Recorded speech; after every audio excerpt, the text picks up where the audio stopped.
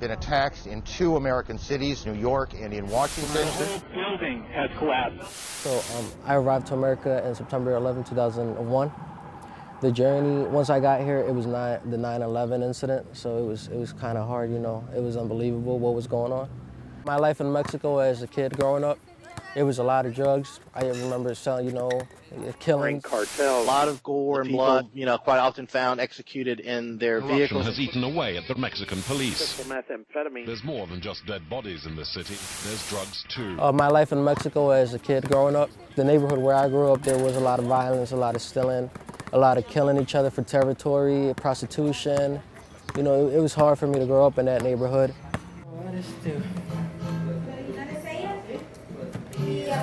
The experience coming to America was not the best. It was hard. Left my father back home, which was a sad part for me, you know, because I was used to having both of my parents together. It was a lot of, you know, hot days, no food, no water, you know, walk for miles sometimes at 90 degrees. It was hot, and it all came down, you know, to where you got caught and you had to do it all over again. We tried every method that they had, like going through tunnels. The U.S.-Mexican border goes from San Diego to Brownsville, Texas. 42 border crossings, 1,969 miles.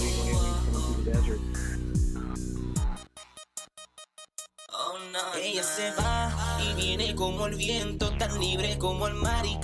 was in ESL classes, you know, the summer came around, and it was very hard for me to keep up with the English language, because, you know, my peers around me, they talk Spanish, and my English wasn't good.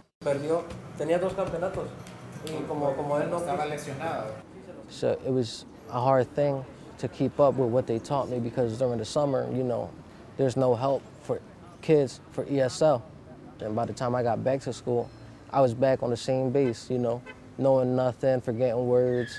So, I mean, it was hard to go through the summer and not having the help or at least a book to read to help me, you know, stay where I'm at.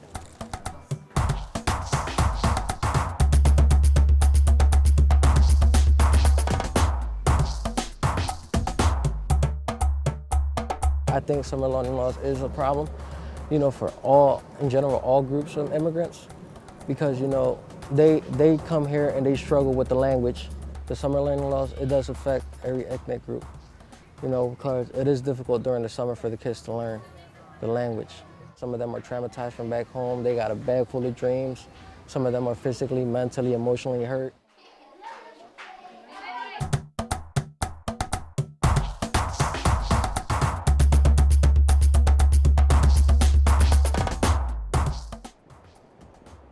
It's no question that summer learning impacts English language learners and children who are new to this country. The language spoken in the home is, in many cases, not English. And so the loss of access to that language over the summer, it could be detrimental. Many of those children don't have direct access to textbooks, individuals who can ask questions after children read something. And so they lose that practice. So that sets them back. And so that's a real concern for us in making sure that we have programs designed specifically for those young people, so that there's not a loss of the language acquisition and reading skills over the summer.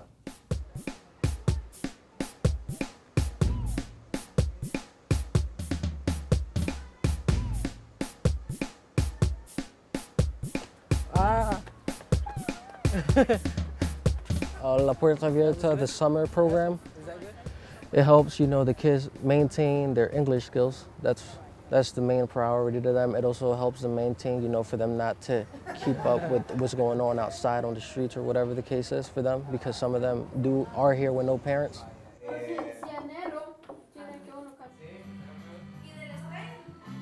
The mission of La Puerta Abierta, the open door, is to improve access to quality mental health care for vulnerable populations in the Latino immigrant community.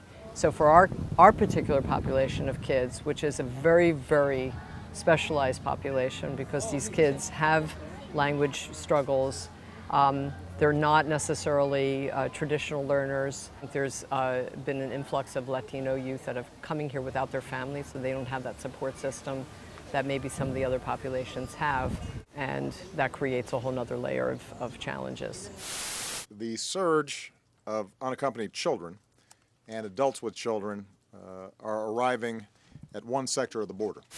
We have sufficient facilities to detain, house, and process them appropriately while attending to unaccompanied children with the care and compassion that they deserve while they're in our custody.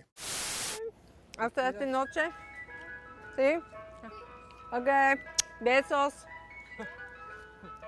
Okay. You're melting. Summer learning loss. I have heard of that term, and I understand the concept. For the majority of the kids that we work with, years are lost. Years are lost. We need for these kids to remain engaged in learning during the summer months. So we use creative ways of teaching and instructing and helping them feel good about their skills the way that we've been doing it all summer, through art, through culture, through gardening, through cooking. And so they're learning, equations, they're learning math, they're learning science, they're learning dimensions and shapes and new words, both in English and Spanish. No, perfect. Christian was referred to us originally by his lawyer. He was in some legal proceedings based on his status, his documentation status. He missed a lot of time from school and eventually ended up dropping out. And so when we met him, he had been out of school for about 2 years. And when I met him, it was very clear that he had so many goals for himself and he really wanted to be somebody. But he was working in a restaurant, working very hard, helping to take care of his mom because it's just the two of them here. And his father had been deported back to Mexico several years ago. Uh-oh, my mom's calling me. You have Hello? paint on your finger. No. No. Estoy todavía en las parcelas. Como en 45 minutos o una hora. Sí. Okay, adiós. By engaging in an educational program and realizing that he actually has skills and he doesn't have to work in a restaurant his whole life, he started to have some dreams for himself. He's always loved boxing. He started to go back to the gym and take up boxing. I'm doing a stencil of this guy right here. His name is Garrett Wilson. He goes to my boxing gym. After he gets his GED, talking about college and taking college courses, which is something I don't think he ever imagined for himself. That's a form of respect. You gonna take the promise here? That you're gonna go to school? Yeah, I got. Promises, I take them seriously. You go on time, and if you have to get on your knees and beg them to not discharge you, that's what you're gonna do. Huh? Get on my knees. You have it on camera now. Get on my knees. Yeah, tomorrow's like it. You gotta go. All right? But get on my knees? Why would I get on my knees? To say, please don't discharge me from the Mr. John, you're not gonna discharge me. That's what I'm gonna say. You discharge me, I'm gonna throw you right out the window that's behind you. It's been hard for me lately to get my GED because I've been struggling with some problems at home. But I'm looking to overcome that pretty soon. My future would be, getting my GED, of course, would be probably going to CCP, starting off with community college, and trying to look for a career probably in the nursing field or mechanical engineering.